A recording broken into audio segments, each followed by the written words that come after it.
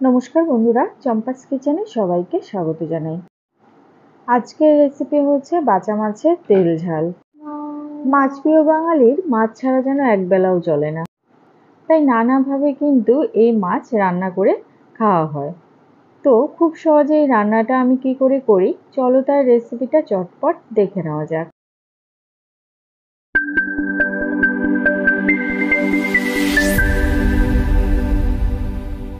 রান্না শুরু করার আগে মশলা বেটে নেব। মিক্সিং জারে দিয়ে দিচ্ছি 3টে কাঁচা লঙ্কা, 2 কোয়া রসুন, একটা বড় সাইজের টমেটো কুচানো আর একটা পেঁয়াজ কুচানো। সামান্য জল দিচ্ছি। এবারে এগুলোর একটা মিহি পেস্ট করে ফিরে আসছি। রান্না শুরু করার আগে মশলা যদি তৈরি করে নাও, দেখবে খুব তাড়াতাড়ি কিন্তু রান্নাটা হয়ে যায়। এবারে গ্যাস জ্বালিয়ে একটা কড়াই গরমে বসাচ্ছি। হাই ফ্লেমে কড়াইটাকে ভালো করে গরম করে নিয়েছি। এবারে দিচ্ছি এর মধ্যে 3 টেবিল স্পুন সর্ষের তেল। কড়ার চারধারে ভালো করে তেলটাকেও লাগিয়ে নিচ্ছি। আমি আগে থেকে বাঁচা মাছকে ভালো করে ধুয়ে সামান্য নুন, হলুদ আর কাঁচা সর্ষের তেল মাখিয়ে নিয়েছি। বাঁচা মাছ যেহেতু আঁশ ছাড়া মাছ, তাই তেল ছিটকে আসার সম্ভাবনা থাকে। এই জন্য সামান্য যদি কাঁচা সর্ষের তেল মাখিয়ে লো ফ্লেমে মাছগুলোকে ভেজে নাও, তাহলে দেখবে তেল ছিটকে কিন্তু আর গায়ে আসবে না। 3 থেকে 4 মিনিট অপেক্ষা করে মাছের এক এক সাইড ভেজে নেব।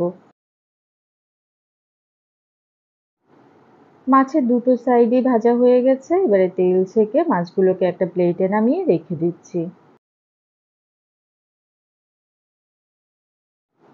মাছ ভাজার পরে কড়াইতে যেটুকুনি তেল আছে ওই তেলেই দিচ্ছি একটা তেজপাতা আর 1/4 টিস্পুন কালো জিরে।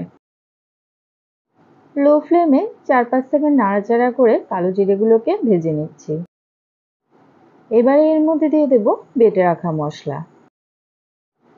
মিক্সিং জারটা ধুয়ে সামান্য জল দিচ্ছি। এবারে সমস্ত উপকরণ খুব ভালো করে তেলের সাথে মিশিয়ে নেব।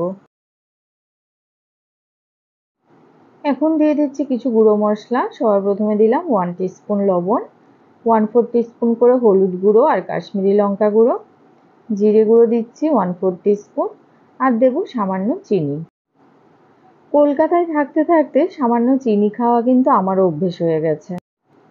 এই সামান্য কয়েক দানা চিনি কিন্তু টমেটোর টক ভাবটাকে ব্যালেন্স করবে। তবে তোমরা যদি কেউ দিতে অপছন্দ করো, সেক্ষেত্রে না দিলেও চলবে।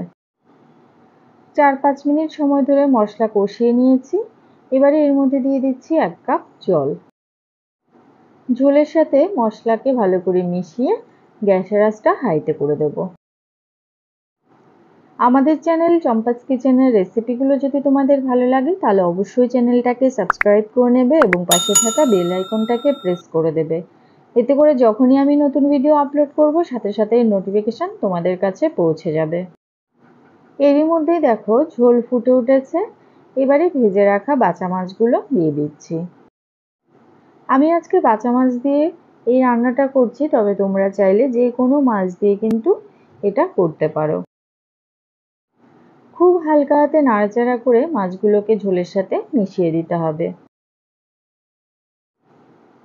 এবারে গ্যাসের আঁচটা একদম লোতে করে দিয়ে মোটামুটি এটাকে 10 মিনিটের জন্য ঢেকে দেব।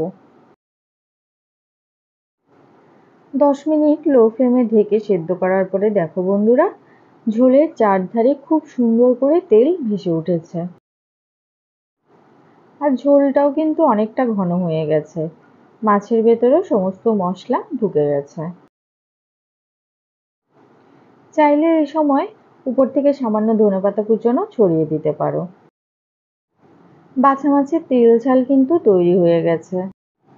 তো বন্ধুরা, আজকের রেসিপিটা তোমাদের কেমন লাগলো অবশ্যই কমেন্ট করে জানাবে। ভালো লাগলে লাইক করবে আর তোমার বন্ধুদের সাথে ভিডিওটাকে শেয়ার করতে কিন্তু একদম ভুলবে না। এতক্ষণ আমার পাশে থেকে ভিডিওটা দেখার জন্য অনেক অনেক ধন্যবাদ। ভালো থাকবে, সুস্থ থাকবে। পরের ভিডিওতে আবার দেখা হবে। বাই।